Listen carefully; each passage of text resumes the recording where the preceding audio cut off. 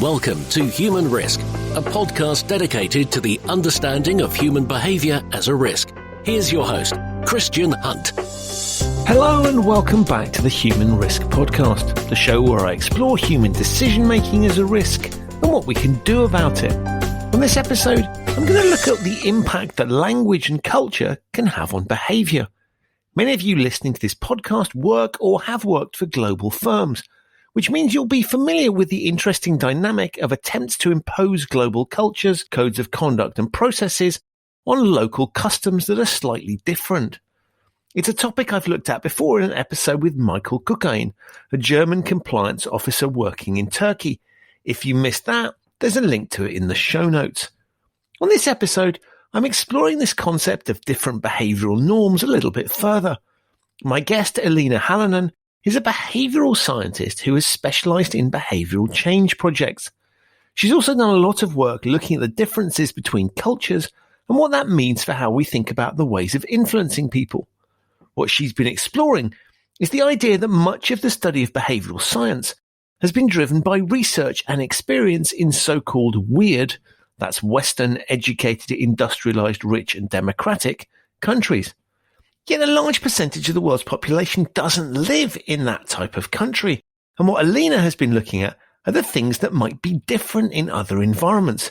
Where might our existing research and practice in behavioural science not be as applicable in other countries?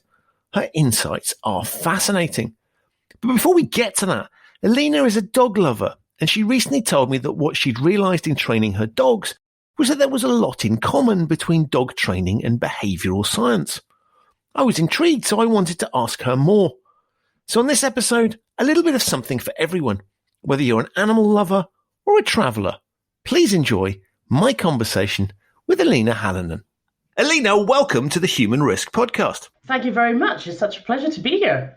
It's great to have you here. And look, rather than me introduce you to my listeners, you'll do a much better job of it. So can you give them a quick sense of who you are and your background and what you do? Yes, quick sense is a bit of an oxymoron when it comes to me. I've had a meandering path into behavioral science. And when I thought about it, a lot of people say I've always been interested in this, but I realized that I was a really odd teenager. I read psychology books instead of novels and whatever. And it's been sort of through that kind of more, I suppose, clinical psychology, psychodynamic, that kind of stuff. And then eventually through linguistics and learning languages and all that kind of stuff, I ended up studying consumer behavior through marketing and then into market research, which for me was about consumer behavior.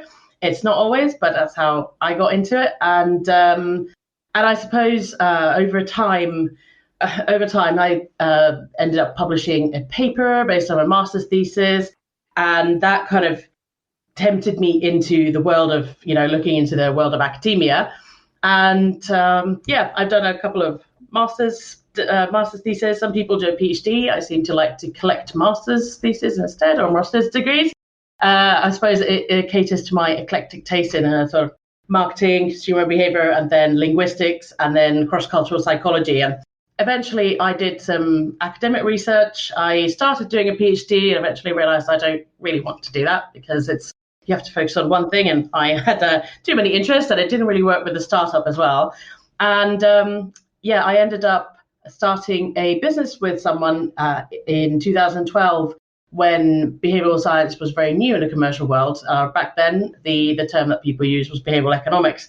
And we set up this small business applying behavioral science in market research and consumer insights. Over time, it really blossomed, and the demand and the whole field developed. So we evolved as well. And I've been focusing on this ever since, really. During that time, I went to a lot of psychology conferences in the US, so probably about 3 a year, and it's given me a really interesting insight as a practitioner into that side of the curtain, as it were. I've served as a communications officer for an academic society, the Society for Consumer Psychology, which was superbly interesting to sit in their, the background meetings and how journals work and all that kind of stuff. So yeah, I have this very odd, meandering path into where I am now, which is working as an independent consultant on a couple of things. I work on doing behavioral mapping and behavior change projects, and then a couple of initiatives that I think we're going to talk about as well. So yeah, focusing on cross-cultural psychology and applying that in the behavior change world. Fantastic. I love that. I mean, so many things we could pick up on. And the one I want to start with is something that I saw you write about. I know through our discussions that you are you're passionate about dogs. You're a huge dog lover.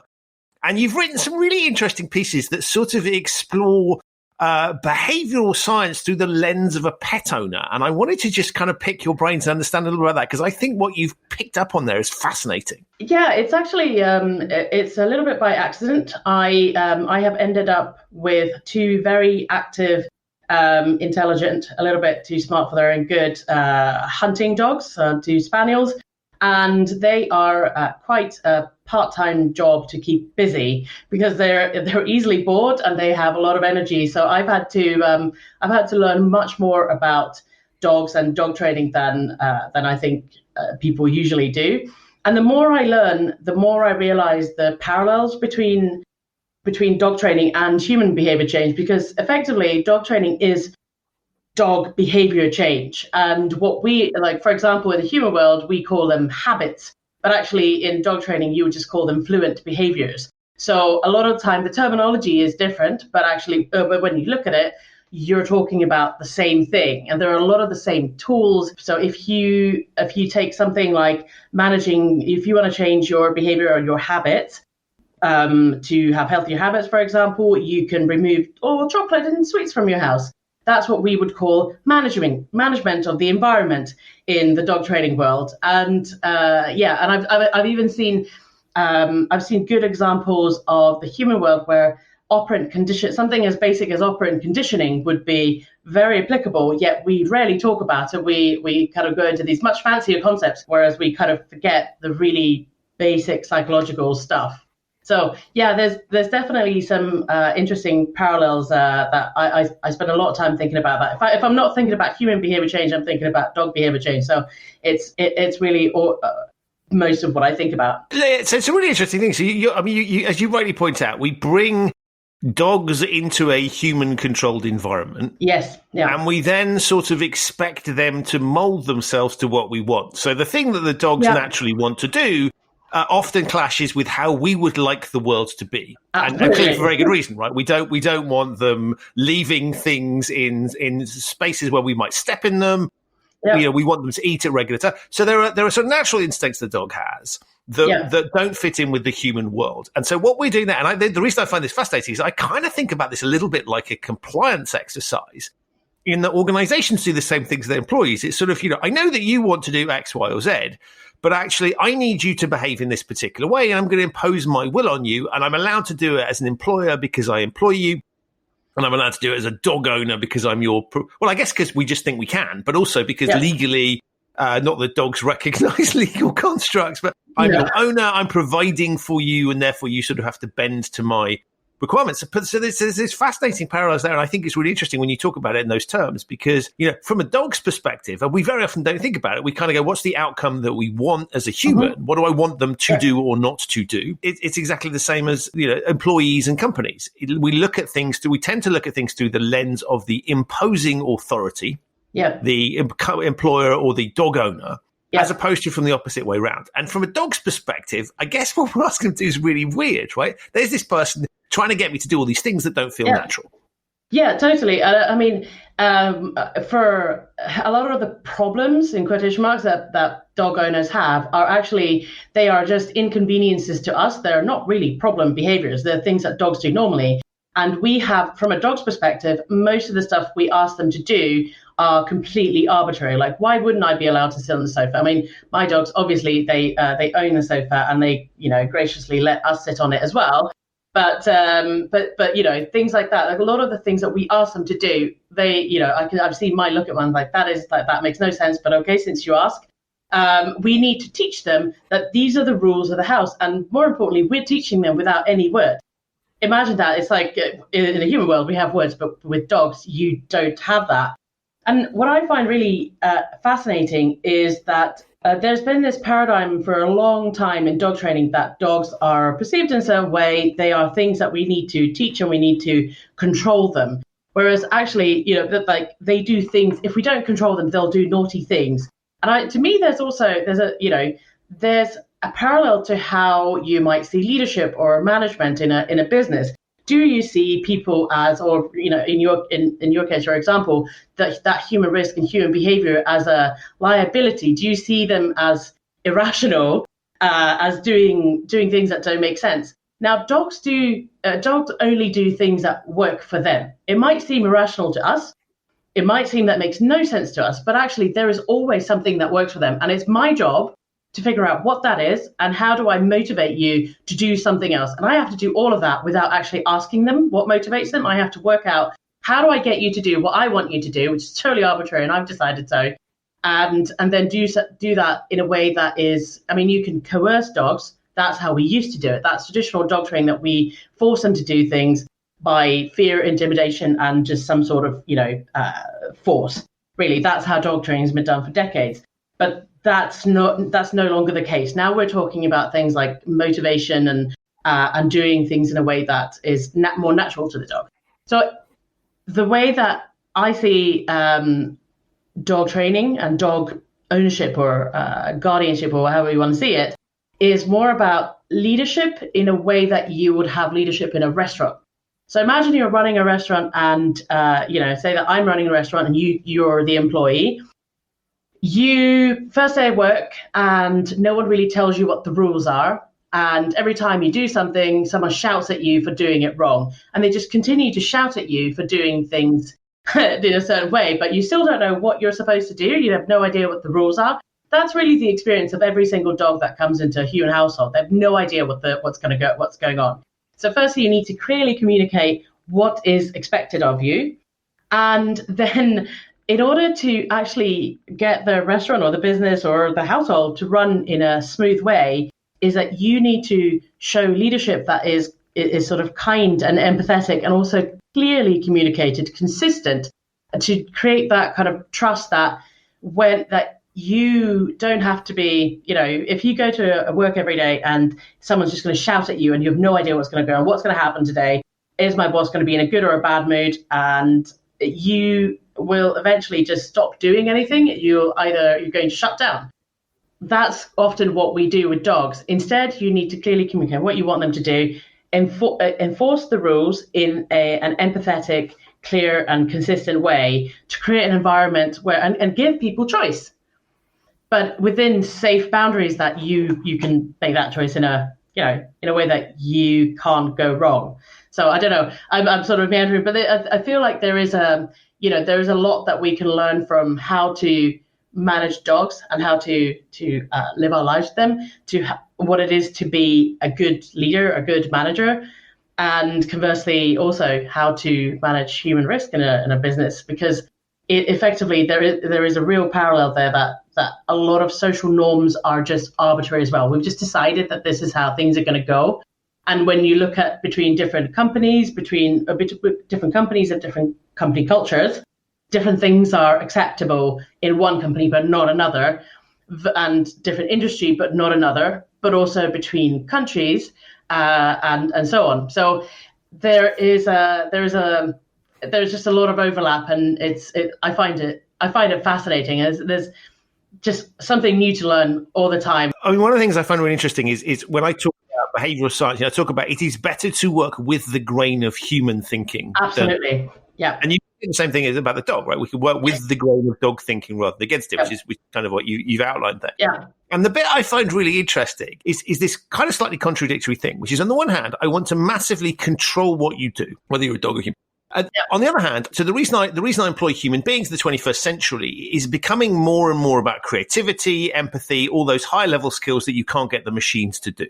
Yeah. So I've hired you to be human, because otherwise I could give the task. If it was simple repeat stuff, I could probably give it to a machine. Ditto with a dog. I don't just want something placid that's just going to sit there and do exactly what it's told. I want it to be fun, to do crazy things, to make me smile. There's this really weird conflict with which I think the old methods point to, which is sort of, I'm going to be very prescriptive about what you do. I don't want you stepping outside those lines. Yeah. But on the other hand, I also want you to be engaged, bouncy, enjoy, very, very human or dog. And I find that really interesting to look at those two things and say, because they're in conflict with each other, right? If you want somebody to be, or an animal or a person to be compliant, quote unquote, in the worst sense of the word, then you don't want them to do the very things that makes it, you wouldn't have a dog if it was boring and didn't do anything engaging with you, because there'd be no point. Absolutely. And I think the reason I've sort of got into a different, a whole different sort of rabbit hole of learning about it is that I do a lot of dog sports. So not just, there's two kinds of things, two sort of different areas in the world of, let's say, canine psychology or dog training. One is the actual training where you would use operant conditioning to teach a dog things. And the second part is behavioral modification, which is changing behaviors that are either problematic for the dog itself or for the human. So you might use things like desensitization, counter conditioning, all those types of things if you have issues with fear or other types of things. But so there's those worlds, and those are usually the pet dog world. But what I have started to learn about is the dog sports world, where we're asking dogs to do quite a lot of things that are complicated. So things like detection. One of my dogs does more. It's basically what sniffer dogs do, but for fun. And you have to somehow communicate to a dog that this is what you do naturally, but please do it in a certain way. And the other thing that we do is agility, which is very high drive, and we have to move at speed, communicate as a team, and it's fascinating. How do you motivate a dog to do something that is, they do ultimately like it, but they have to learn the arbitrary rules that we've imposed on that. And you don't want in those, especially in dog sports, you cannot have a dog that doesn't offer that creativity, because they have to do problem solving by themselves.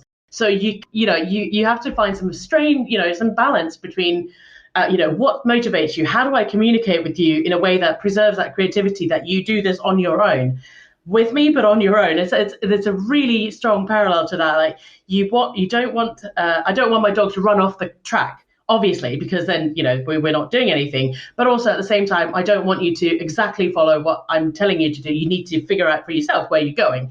So it's actually, that's a really good parallel. I hadn't thought of it that far, that there is you want people to be creative, to think for themselves, but also, but also to stay between the lines, that is, safe for everyone and so on. And so, you need to find a very, very fine line between sort of management and leadership and sense of trust and respect within the people who are people or the entities, if it comes to another species. So I think it's there's a lot to learn from that, definitely. That's fascinating.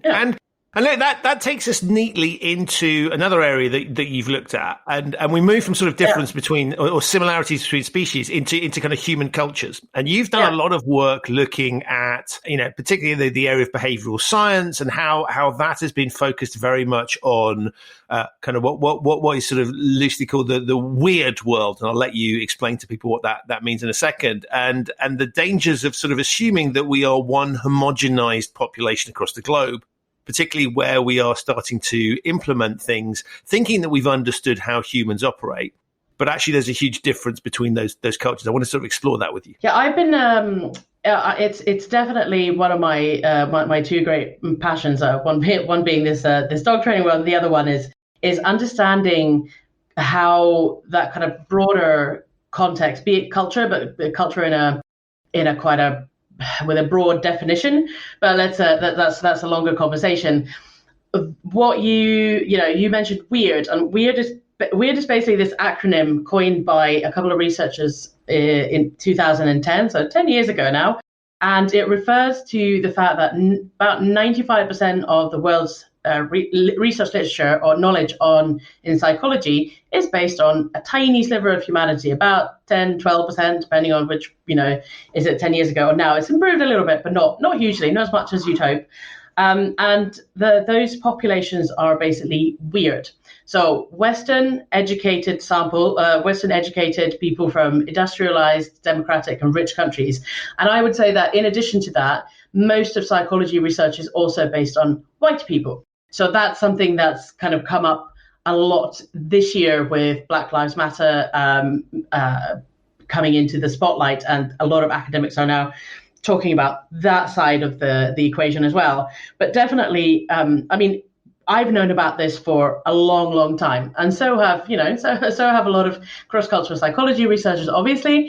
But there's been until very, very recent, until this year, there has been this universalist assumption, especially in the applied behavioral science world, that we're kind of the same. There might be differences in the cognitive content of our minds. So, values and attitudes and opinions and beliefs. Yeah, that's fine. We can accept that.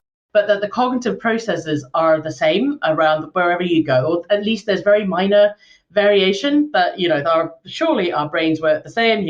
Even going from the very basic process of perceiving color and things like that to let's say the heuristics and bias that we often see talked about in this area. And we can just take research done anywhere and apply it in another cultural context, which you can see that most of the research that we lean on doesn't really emphasize the cultural context the research was done in. Mostly it's done in America, and it is described as if it's just done with humans. But when it's done in another cultural context, usually it mentions, this research done in Malaysia or this research done in China. We're like, yes, but that was done in China. That's not representative. We can't use that here. It's like, okay, but how is the average American representative of everyone else on Earth? And actually, so this year, I've been waiting for a book like this for a long time to kind of give this area this topic the legitimacy and the kind of the credibility it deserves. And a book finally came out by Joseph Henrich, who is one of the three original authors, the Weird Concept, and his book is The Weirdest People in the World. It's effectively looking at how the West, it's mostly West, but predominantly the Americans are effectively the weirdest people in the world. His book will go into that. Don't at me about that, because he had the whole book about that, how the West is, how we became this way and how we are truly outliers in the world. Which doesn't mean that we have to disregard everything we know. It's just that we need to take into consideration that the research that we lean on, it may not necessarily apply exactly in the same way everywhere in the world. And that's really something that I've been passionate about for a long time. And actually in the next month or so, I'll be ready to launch this project that I've been working on in the background called it's a website called Mind in Context, taking it slightly broader than just culture, but and kind of creating this sort of knowledge hub where you can find articles and sort of explainers and this sort of bridge between the two worlds of judgment, decision-making psychology, what we sort of know as the core behavioral science disciplines, and then different types of contextual influences, which could be anything from ecological context to social class to specific, to country level cultures as well. Although I'm a bit careful of just talking about like this country's like this country's like that, because it's sort of essentializing, and it's very easy to put if you know the term othering, that's what that kind of thinking tends to lead to, because there is a lot of variation within countries as well, between urban and rural areas and so on, and between social classes and yeah. So that's a project I've been working on, and so then there'll be a place for people to go to for that kind of information. It's not scattered in books and articles and so on. So I'm hoping to bridge that gap with that. Yeah, I mean, you talked about it in the context of academic studies. Your point around, well, it was done in New York or wherever, and therefore it's globally applicable. Line one, and then line two is, well, this came out of Kuala Lumpur, so that's only applicable to the very strange but sort of very common dynamic. But that doesn't just apply to academic research. You can see that when, for example, large organizations try to impose global standards on people for very understandable, very logical reasons. But something that's been concocted in Zurich or New York or London doesn't necessarily play well to the realities of the world on the ground in Istanbul or Seoul or wherever. And I do think there's something interesting here around the tension, if you like, between we are all one species and that natural thing that we want to encourage people to think of other people as being the same. Right. Well, that's how we get human. Because otherwise, why would I care about starving children in Africa? Why would I care? Because we're all the same species. So on the one hand, we have that sort of desire. On the other hand, if we take that to its logical extremities, we just make a presumption that everybody sees the world in the same way. And as you rightly point out, I mean, we know this in simple terms, like we don't all wear the same clothes. And the reason for that is some people live in really warm climates and other people live in the opposite. And so we wouldn't sort of expect people to wear the same clothes or eat the same food. And again, so logically, behavior is driven by a whole host of influences that, for very, very good reason in many cases, are fundamentally different. And I think this doesn't just apply to academia, it applies to everyday life and existence. And that's partly why we travel, because if everybody behaved the same way, it wouldn't be, we'd look at interesting landscapes, but actually we wouldn't have different architecture of pieces. So I think it's a really interesting point that you're looking at it from an academic perspective. Also highlights, I think, something about the real world and the way that people operate there. Yeah, and I would say that actually there's an interesting, I've realized that there's an interesting bridge here to dog training. Let me, that sounds really wild. That sounds a bit weird now, but weird in the small letters, because the basic principle of dog training or teaching dogs things, and also this is how humans learn things. Operant conditioning is fundamentally also about how humans learn. So if you are not familiar with them, operant conditioning is basically about the consequences of behavior. You have reinforcement and punishment. Punishment is something that decreases a behavior, and reinforcement is something that makes a behavior more likely in the future. But not necessarily punishment in the sense that it's a negative, that it's something that is painful, but punishment is simply something that makes a behavior less likely in the future, and reinforcement is more likely. And then you have positive and negative. Again, positive and negative in these cases doesn't mean that sort of emotional valence. That's like positive reinforcement doesn't necessarily mean cookies or treats for a dog. Positive just means that you add something to a situation. Positive reinforcement means you add something to a situation that makes a behavior more likely. Negative reinforcement, you take something away from a situation that makes a behavior more likely. Positive punishment is you add something to a situation that reduces a behavior, and negative punishment is you take something away that increases a behavior. So those are the four quadrants of operant conditioning.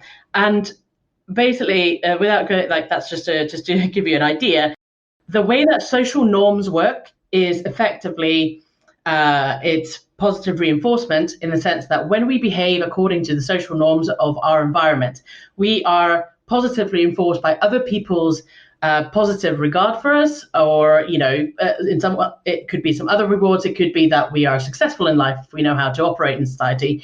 There is also positive punishment. If we break social norms, there are some consequences for that. So that's positive punishment. Something is added to the situation, or something is taken away from you that reduces the behavior. You lose rights, or social exclusion. That would be sort of positive. Negative punishment that reduces the behavior. If you break a social norm, social exclusion, or other people don't talk to you, or they shut you out.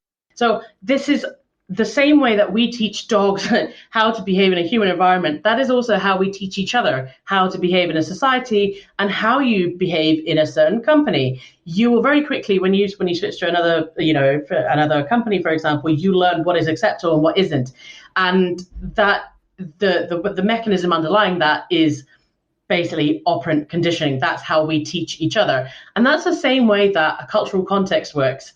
As children, we learn social norms that way, and everything in our society, from interactions between other people, from institutions that we interact with, like schools, employers, all of that those reinforce those social norms. So it shouldn't be any surprise that we then end up with very different ways of being, of behaving, of perceiving what's acceptable and what isn't. And that works even between social classes. So this is an interesting other layer, that when you say that social, let's say that the compliance rules imposed from head office in Zurich would be different to, would be very alien in, let's say, Mexico, where we're talking about vastly different cultural contexts, also vastly different ecological, historical context, everything very, very different. There are a number of sort of cultural dimensions or cultural psychological dimensions that would apply. But the same kind of distances, you will also have those distances between the types of people. Let's say that you have the upper management of a company. You'll typically have people who work in risk and compliance will typically be highly educated. They have followed university education, and they will come from a certain social class. It's more likely than it isn't that they'll come from a middle class background. Now, you might also then, I will talk about class because there's now more and more literature on how we should be considering that, and that's a whole other big topic. When you go to university and when you progress in corporate life, you have to learn certain types of social norms, which are about standing out, being independent, basically fostering this kind of independent self that you think about you think about yourself, you think about the consequences for yourself, and just think about things in a very different way than if you've grown up in a working class environment, for example. There is much more interdependence between people because you don't necessarily have the same kind of financial independence or financial security. You are taught from an early age to fit in rather than stand out. And there are a lot of interesting books that you can you can actually get a sense of this. For example, I think it's Keith Payne's The Broken Ladder, which talks about what consequences inequality has. There are I need to give you a link to this, but there are quite a few. There are a couple of books that really talk about how social class fosters a different kind of different ways of being. And there's even studies of when students from working class backgrounds go to university, get a scholarship to a university like Stanford, how they feel really out of place and they find it difficult to do group work and kind of fit into that environment because everyone else has come from a very competitive, different way of working together with others. And I think it's fascinating, but it's the same kind of cultural difference that you would have between a head office, even within the same country, that things that make sense if you've grown up a kind of in that kind of independent self, and that's how you see yourself, and assume that other people are as well. It will make some behaviors by people from different backgrounds seem irrational. So there's, it's not just about cultural context. It's also social class is a culture in itself. It's an environment that fosters different kind of thinking, the different interactions, and different reinforcement for different behaviors than you would have in a sort of university education and so on. So I think there's so much to learn and understand about the hidden forces that shape how we think and how we make decisions that we just don't know yet, or we haven't talked about it yet. And therefore it seems like, if you don't talk about it, then it seems like it doesn't exist, which is the reason for Mind in Context, is to kind of give a voice to these different influences that, it's not an easy story to tell. It's not a quick 10-point list of like, this is what you need to do. This is going to be a silver bullet that solves everything. Human behavior is messy and complex. And so we also need to understand the complexity and the nuance in order to change it. And if we don't talk about it, then it's almost like it doesn't exist. And that's why I'm kind of hoping to bring some of those things to light with Mind in Context, and have different contributors, and eventually also a podcast, but we'll get there. It's like, it's only so much time in a day. So yeah, I think there's just so much for those areas to give to different different application areas and for behavioral science. And yeah, I find it really interesting because when I look at behavioral science as a discipline, one of the things that the conversations I have with people, which is why I struggle very often to kind of get clients to introduce randomized control trials. So the gold standard for testing out behavioral interventions. How do we know this thing? Let's test it out, because people expect me to have answers. So you're sort of hired on the basis that, a bit like the IT person will come and fix the IT, right? Yeah. I don't want them experimenting and going to, so come and solve this human problem. And of course, it's not that simple. Yeah. And so one of the things I think is really, really interesting around that is that, when we look at it, it's not just difficult within one culture where I could say, let me just take a nice homogenized bunch of people working for the same organization, paid on the same basis, hired through a similar process. Yeah. So there's a real, even in that context, it's really difficult to conclude, you don't necessarily, now in many cases I work with people where there are some obvious things you can do that will work with everybody. Yeah. Should reassure people that are thinking of working with me that is the case. And if you haven't thought about this topic at all, there are some very basic things that will work. But the more nuanced you get, and the more you are trying to get to a level where you get everybody to do something, so sort of 100% compliance, then you're going to need to think about some of these nuances and dynamics. And if it's tough enough in that homogenized environment, it's going to be a heck of a lot tougher when you start to roll these things out across different cultures. I mean, even we know this from languages. Words mean different things in different languages. Yeah. So I find it really interesting. I mean, you're opening a massive can of worms.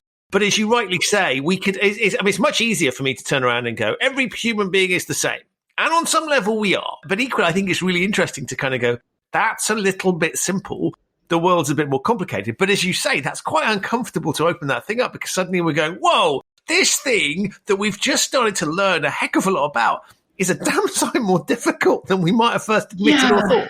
It is, and it's really you've really nailed it. That imagine how hard that makes my work to kind of it's almost like being a modifier between the way I would see it working best is that, let's say that you are an expert in this area, and then I would work with someone like you going, okay, but let me come and like troubleshoot the things that might go wrong with that. Let's hypothesize the things that might be different.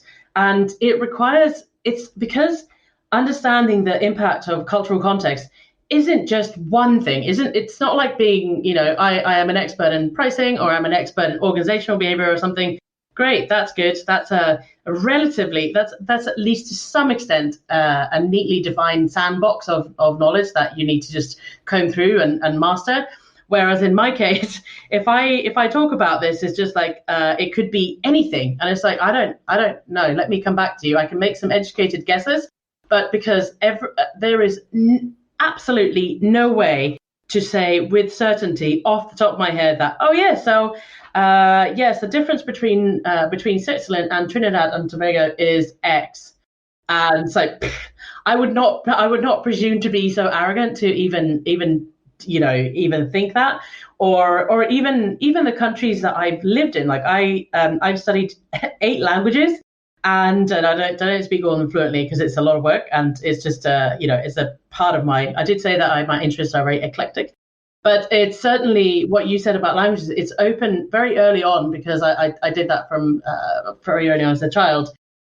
It opened my eyes to how differently it's possible to see something that you take for granted. And I think that was what really set me on this path of understanding how differently you can just conceptualize something that I assume there is no other way of seeing things.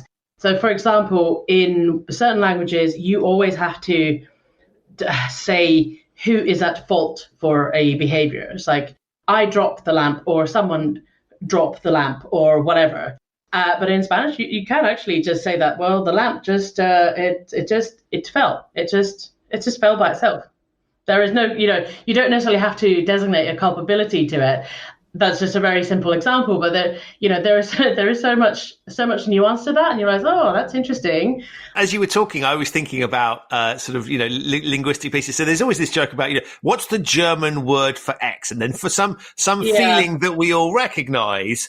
Yeah. And there's people are often, I find it really funny because people are often disappointed. What do you mean there isn't a German word for that thing? because they really ought to have found that piece. But there's a simple example of a language that actually where you don't necessarily have those things. There might be a good reason why the word doesn't exist, but the fact that you construct this vocabulary that doesn't exist in other languages tells you quite a lot about the mentality that's there. And so I think there's something really fascinating and around these sort of these pieces that we intuitively know there are these differences, but we try and brush it under the carpet. And what you're doing there and you need exposing is we need to let that bubble up a little bit more. And I think that's not a negative thing, because you can start to approach it from a negative thing and go, you don't understand these people, they think differently. The divisive language. Actually, I think there's a positive piece here, absolutely, which says if we want to solve problems. It's the classic Einstein piece about, it's what is the definition of insanity is doing the same thing time and time again and expecting different solutions. And I think that's a really interesting bit where we look at some of the challenges we're facing now, is whether that's COVID, whether that's climate, whether that's, some of the sort of equality issues, actually having different perspectives on these things and understanding how other people think. Yeah. Really, really powerful way for getting alternative perspectives very cheaply. Because I could spend hours of my time and get computer programs to analyze and process things for hours, spend a ton of effort and not really come up with anything that is massively different to what's predictable within my realm. Bring some people in with a different perspective, then magically you've unlocked a whole load of creative thinking that wouldn't have been there before. So I think on the one hand, it's really challenging. On the other hand, I think it's really exciting and interesting. Yeah, and I just wanted to quickly note an interesting concept that when you bring up COVID, that's one of the things this year that's really opened up this conversation, or the opportunity to even talk about that the idea that cultural context influences behavior.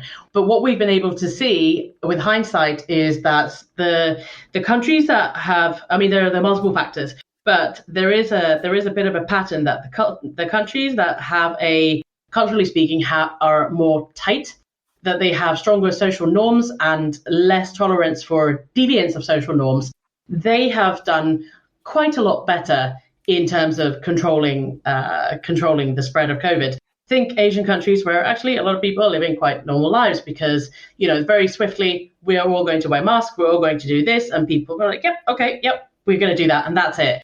And typically in the West, we have sort of, not me personally, but you've even been able to see it during the early days of COVID, that we look at that as sort of being a doormat, that you kind of do what other people tell you, that you must have your own mind and be critical and do what, make your own choices.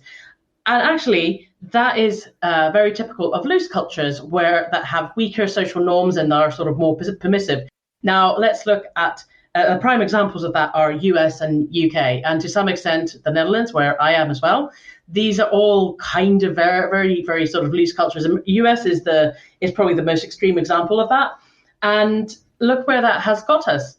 You can very easily see that the weakness of social norms and the focus on individual choice and being accepted, being tolerant of individual choice and breaking social norms has got us. So actually, suddenly we're looking at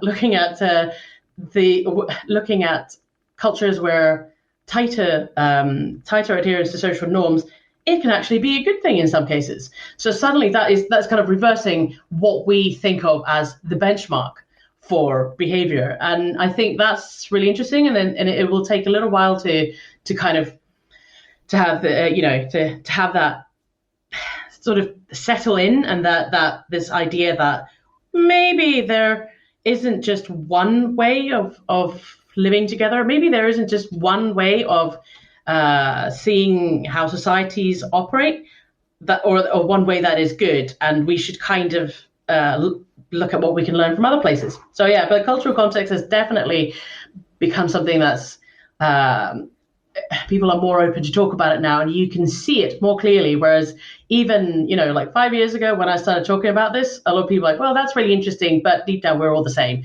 And now it's like, well, let's have a look at that. How does that, how has this played out? And you can just see it, see the impact so clearly. It makes the conversation possible. We're still really far away from actually taking it into account and kind of bringing that as an active part of the conversation, which hopefully, in a couple of years, it will be easier to do that. But, step by step, I think. You reminded me, actually, as I was thinking about the world as a sort of series of, the world under COVID is a series of behavioural experiments.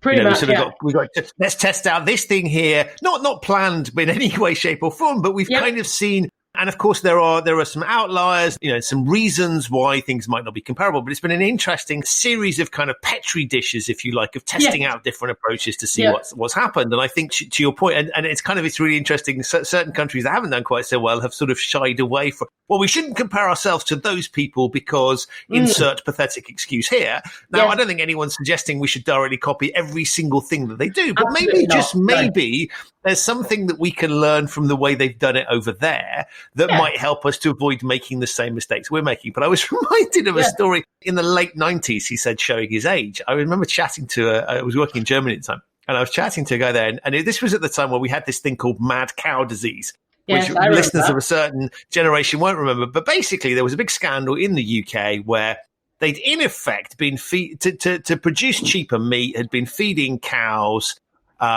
things they shouldn't have been. Let's keep it relatively simple. And so that unsurprisingly produced some meat with things that you really didn't want to eat in it, and therefore was having an impact on the people that consumed it. And so, and the cows displayed behavior that was sort of akin to madness. So they called it mad cow disease. And he sort of said to me joking at the time, and I remember thinking this is quite funny, but actually there's a point to it in relation to what you just said. He sort of said, yes, it's really interesting. We're running this behavioural experiment, stick a bunch of people on an island, right, and test out what happens when you play around with the food chain. And he said, it should be this was pre sort of Big Brother TV shows. He's like, we should televise this stuff. This is an experiment of lunacy on an island. Yeah. And I just thought, actually, with hindsight, now that's quite interesting because actually, it does tell you something. It does play into this current context of we can watch and see how different cultures respond to things, how different thought, how, as you say, how responsive am I to a politician telling me what to do? And actually, and equally, and that'll be based on a whole host of different factors. But I think there's some fascinating lessons there that really makes the point that we're not all the same. No. And that we should perhaps think about the way other people do things might have some valuable. So let's learn from the things they do well. Let's not make the mistakes that they make and read across. But that's really tough because I think there is a parallel to be drawn between the thing I talked about, which is people expect anybody who's got behavioral science. Well, about people, give me the answer. There's a parallel there with the certainty that people like from sort of strong leaders. So there are plenty of leaders out there that have made mistakes in this thing because they've kind of rubbished. It's a minor thing, and they've sort of talked about. I mean, Trump would be the ultimate example of sort of having a huge degree of misplaced confidence in their own ability and not wanting to admit they've made a mistake. And I see some of the stronger leaders kind of going, this is really complicated, really difficult. We need you to work with us. And actually, we're going to make some mistakes and we'll be honest about those mistakes, as opposed to I am 100% correct in this situation and, and have full confidence in my abilities, even when perhaps I shouldn't. And I see a sort of parallel there is that we like certainty. And so when you start to introduce the complexities that you're talking about, well, that's a bit too much, right? That's a bit too much for my tiny little brain. It's a hard sell, I tell you. Right. It's a hard sell to say, actually, the answer is it depends. And that's, I will just say that it's a really hard sell to say, well, I don't really have an answer, but I do have more questions and more things to consider. And it's just,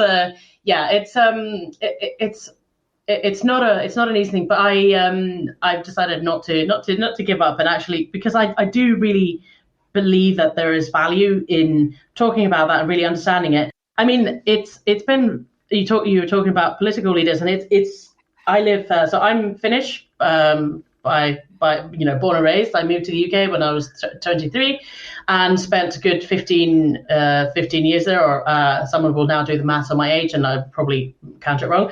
Anyway, roughly something like that. And then I moved to the Netherlands 4 years ago, and I'm married to a Scotsman, and I've lived in France and so on. So I've seen different contexts, and here, this also makes it much more difficult to give certain clear certain answers about certain cultural context, because first of all, there's variation between a country, but you can't, the perspective that the benefit of using cultural psychology and dimensions and frameworks is that it gives us some robustness and rigor to comparing countries.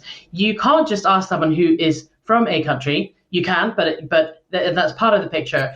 But you can't just ask them. So ask them about it, because it's difficult to see.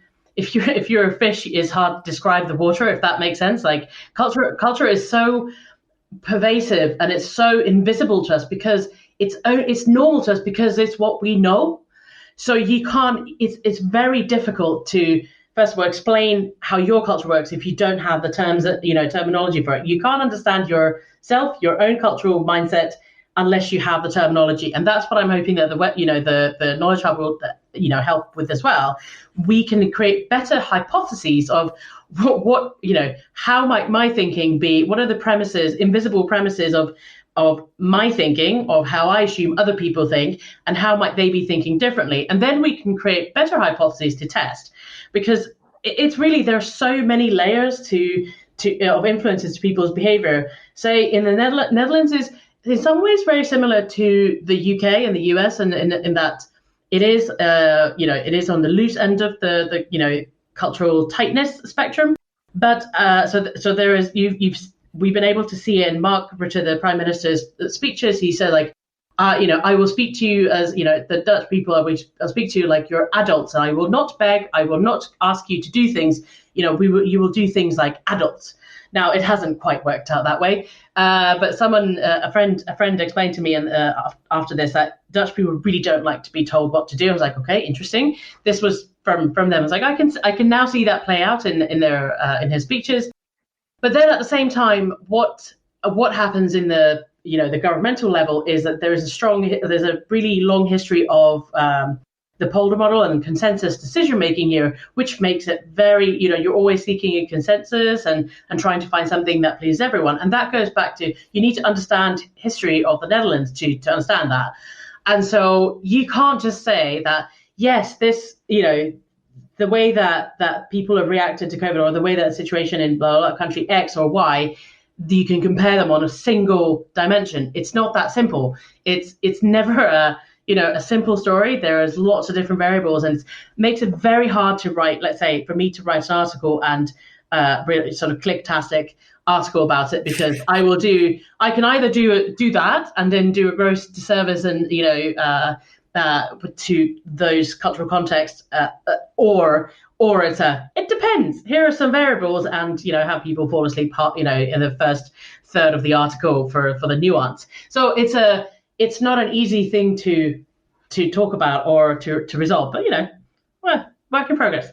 But I think that's part of the fun, right? And if you look at people that are interested in human behavior, there are some people that sort of, I think, sometimes treat it a bit like a programming language, where what I'm trying to do is understand how to program humans. And actually, if you just change the context and said to them, you're studying computer programming, right, they'd be just as happy. Yeah. There's other people that sort of embrace the fact that it's not as straightforward, and that it's a bit weird, small letters. Yeah. And it's a bit strange, and sort of roll with the punches there, and recognize that we're never going to get the answer to everything. Yeah. And there isn't going to be something that's going to solve every single issue. And that's just the way we are as a species, and we have to allow those little quirks to come in. And I am struck by this sort of, how do we get the most out of people? Well, the more we treat them, the more we have a sort of North Korean model of kind of, we're going to tell you exactly what to do all of the time, no room for do. Then we're not going to get the most out of our people. We're not going to solve the problems that we have in the world. And even in a North Korean model, we know that loads of people are just doing things the regime doesn't want them to do, but they're just doing it in secret, right? It's not like we make this stuff go away. And I think there's something fascinating when we look at cultures in the past where, and religions even, where you've tried to control excessively by having these standardized, people find a way round. Yeah. And so the harsher the rules, the more you see deviancy happening, because humans need an escape route, because we like to be individualistic, do our own thing. Yeah. And so I think there's something interesting there around this. This isn't, I don't think we're ever going to get to a point where we're going to be able to control every single aspect of every single thing that people want to do. And nor should we want to, No, if we no. want to control. What we want to do is to stop the kind of idiocy. I'd rather people didn't, Yeah. so don't sort of, electrocute yourself while you're in the bath, right? That's avoidable and stupid, right? We should stop those kinds of things.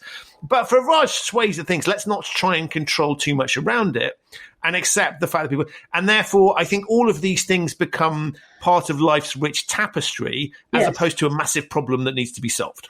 Yeah, and there's certainly something, every well, I would say every company in a sense, because it's difficult to change entire cultures.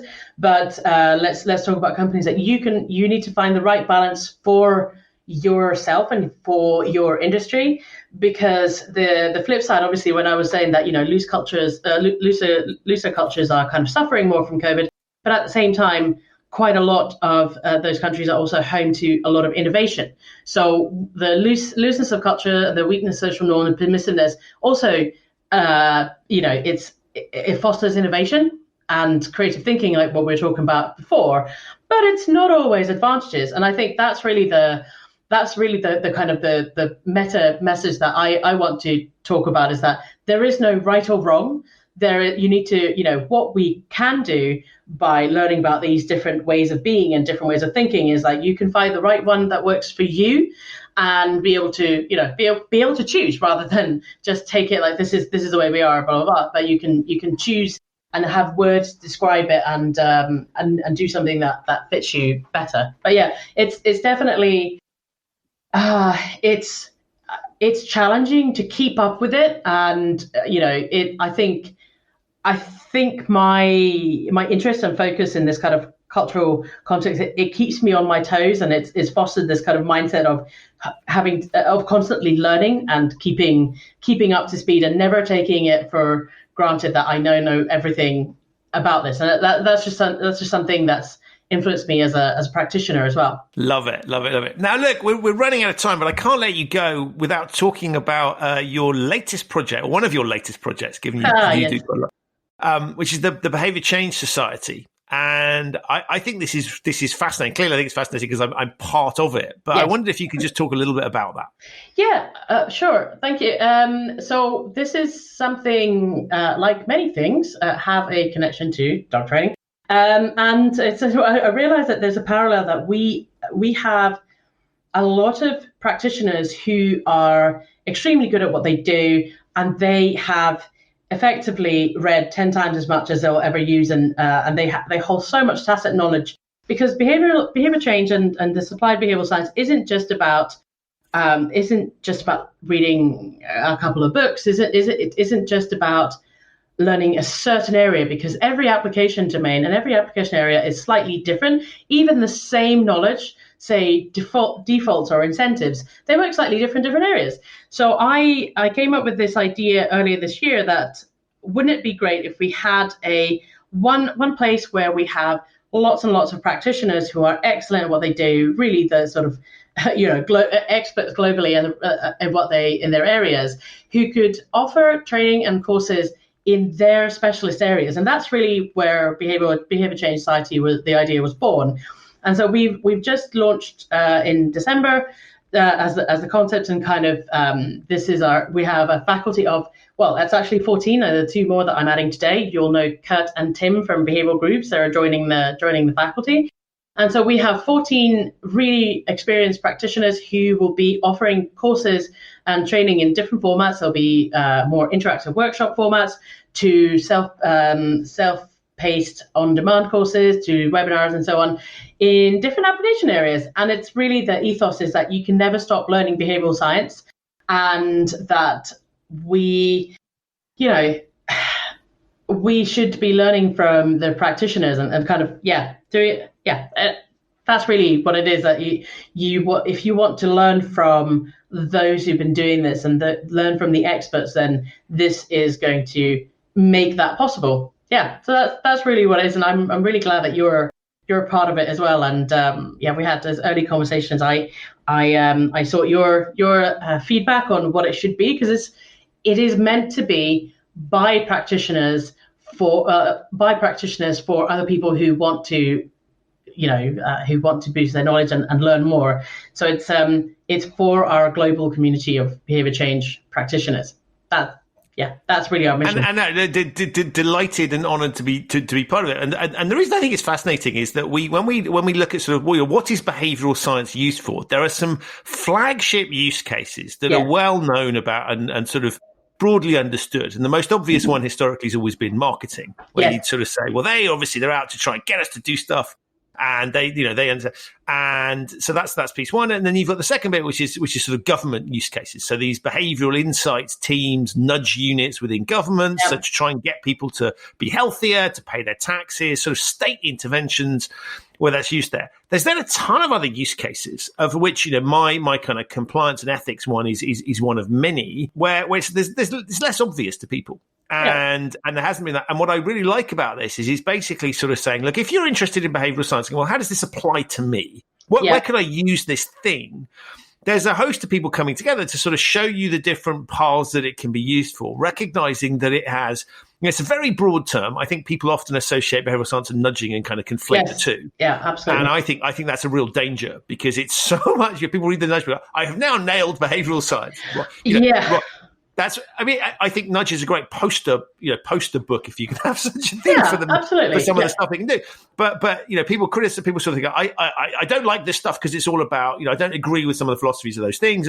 But it's a much broader scope, and there's much broader applications. So what I love is you've got this piece that sort of says to people, actually, if you're interested in behavioral science, and you sort of go, well, how can it be relevant to here's a place you can jump off to see loads of different places where it can be used. Equally, if you're somebody that understands behavioral science, passionate about it, and goes, where can I deploy this? Where might my skill?